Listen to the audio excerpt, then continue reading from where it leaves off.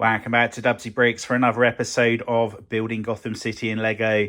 In the last update, we made a start on our new Ace Chemical plant, and this was following the decision to merge Ace Chemicals and the Joker's Funhouse. And this is the image we discovered online, and here is the sketch of what we're intending to make with the build. And this is what we've come up with so far. Now, with this build, I would like to try and make it as modular as possible for transportation purposes. I want to take this one to future conventions if I can. Now, so far we haven't done a great deal to the inside of here, just put a little bit of a walkway on there.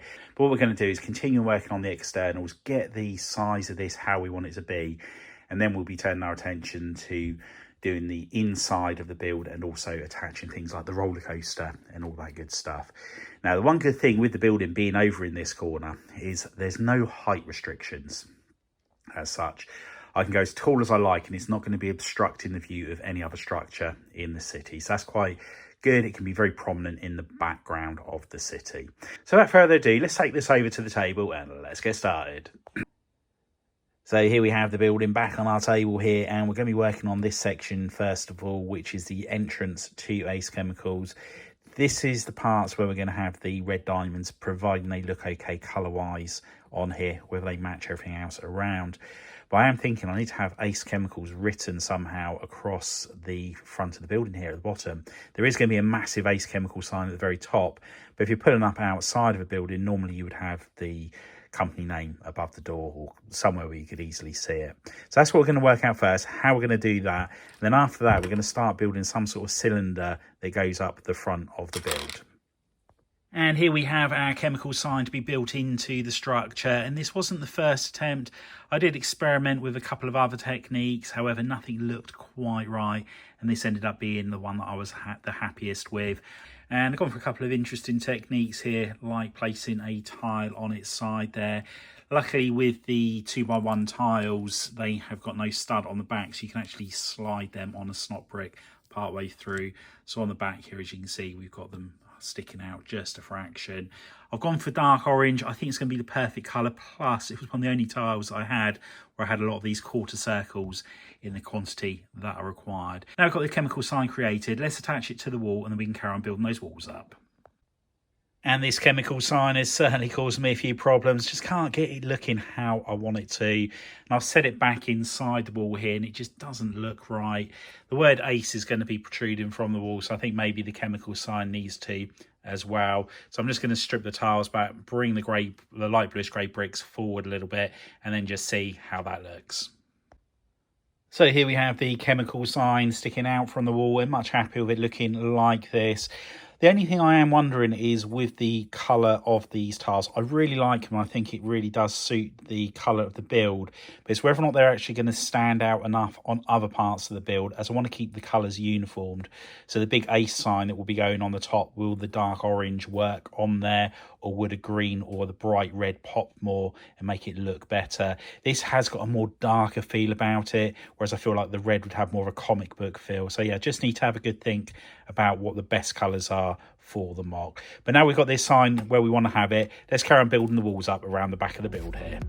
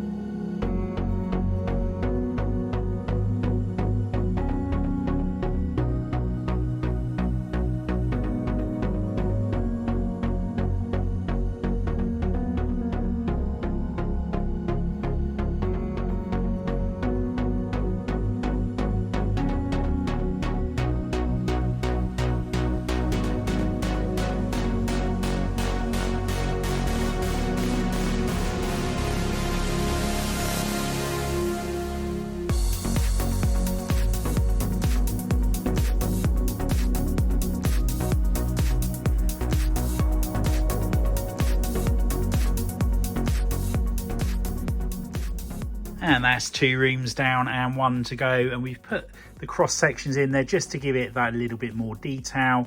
Now with these 2 rooms, what I will do is I will tile off the top here, and I've gone for 2 studs wide here. And then that way I can have 2 separate builds on top of here, and they both have 1 stud each to rest on top of. I think it's going to be a lot easier to carry on building up if it is 2 separate structures.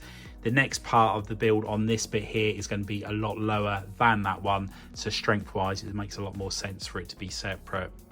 Now I'm not 100% certain how we're going to go about or what look I'm going to go for this room in here, but again I feel like it needs to be up to this height before we start going any higher up on that part. So let's carry on building the walls up on this section here, and once we've done so we can then start working out what we're going to do with the next part up.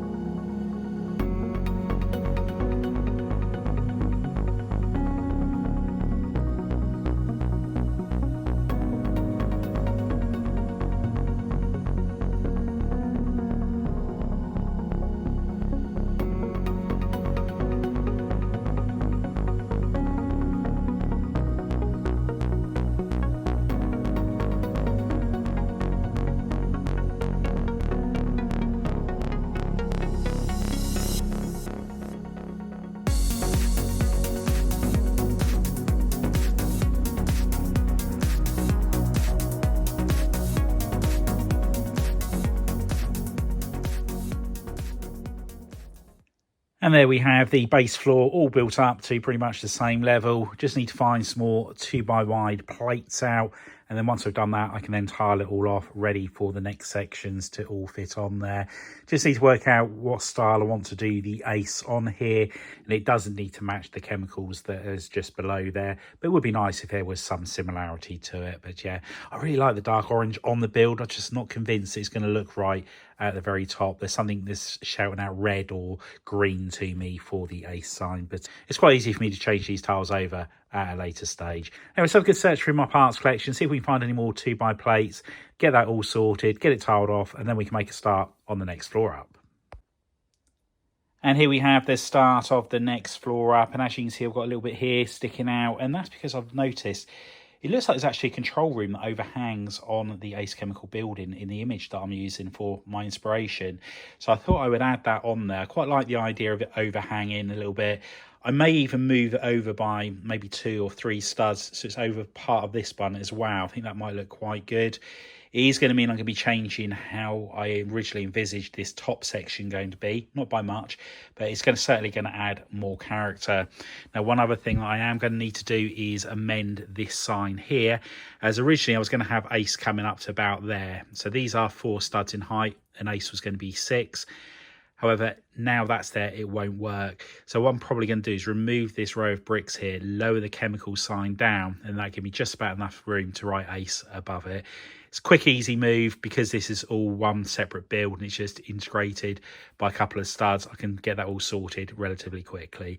So let's take this back over to the table and let's start building that next floor up. So here we have our latest attempt at the overhanging office or observation platform area. And with the windows here, I tried a couple of different techniques. I was hoping to use these bracket pieces on the window and then put some cheese wedges on there. However, as you can see, there's a gap of 1 plate in between, so it's not going to work. So I've just gone for this technique. And the problem is you've got these horrible gaps in here, which I really don't like.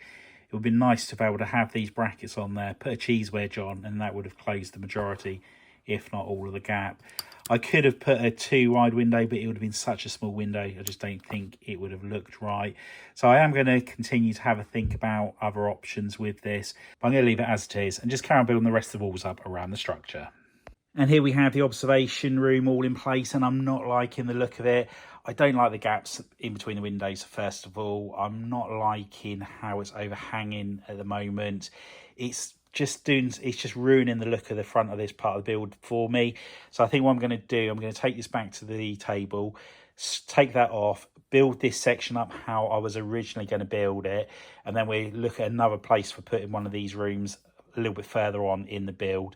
I'll be going away from the source material for that part, but that's not a problem, as this is my mock, so I can do it however I like. But yeah, there's something about that, it just doesn't look right in my opinion.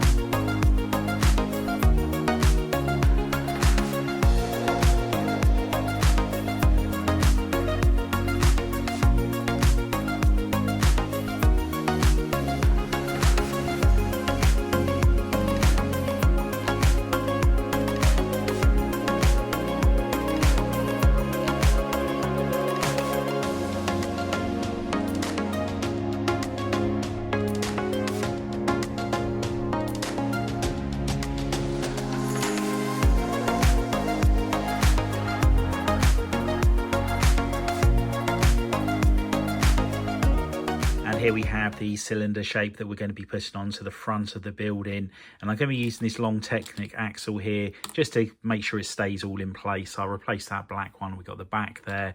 Now, as you can see, this is very part intensive, and I'm sure there are other techniques I could have used which would have used a lot fewer pieces. However, this is nice and strong, and a lot of these pieces are off of the pick a brick wall, so I had them readily available, such as these snot bricks here and the cylinders that are in the middle as well, the masonry bricks, the 3x1 bricks. So yeah, it doesn't bother me that I've used so many bricks on this. Now, when I was doing the time lapse, I finished recording it and then realised I'd actually put one row of plates too many in on top of the cylinders here. So if I'd gone to put the tiles on, they wouldn't have connected top to bottom, so there'd been gaps in between each 8x tile. So I just had to strip that back down, take that row out, and then put it all back together. But yeah, there it is. So let's get that all tiled up, and then we can attach it to the structure. And there we have the cylinder all tiled off and put in place, and I'm not 100% sold on it overhanging the front of the building here. I think it might look better if it's actually sat back, so it's flush with the front of the building. Now, that is something that's very easy to do. This section here will break off very easily, and it'll just be a case of putting a new tile on the front there. So I think I'm going to do that. Once I've done that, I can then start building the walls up around the front of it. And already I'm thinking it's looking a lot better having this stepped back. I know it's not on the actual structure itself, but what I'm starting to do here is build these walls up, and I'm actually integrating them into the tower itself. So I've removed a 2x1 masonry brick just here and plated across there, and that's going to keep that nice and firm. So I'm just going to do that every so often on the way up. I'm blocking off the back of it here, so we've got a nice tidy room behind here, and then that will enable us to do whatever we want with the actual structure behind. And there we have the cylinder pushed back and the walls all started. And I put these window elements on here for the time being. It just gives it a little bit more character. It was just a plain wall there, and I wasn't liking the look of it. Obviously, a lot of these visuals here could change quite a lot once we get the roller coaster all sorted. And that's one problem I've got at the moment, is just trying to work out exactly where it's going.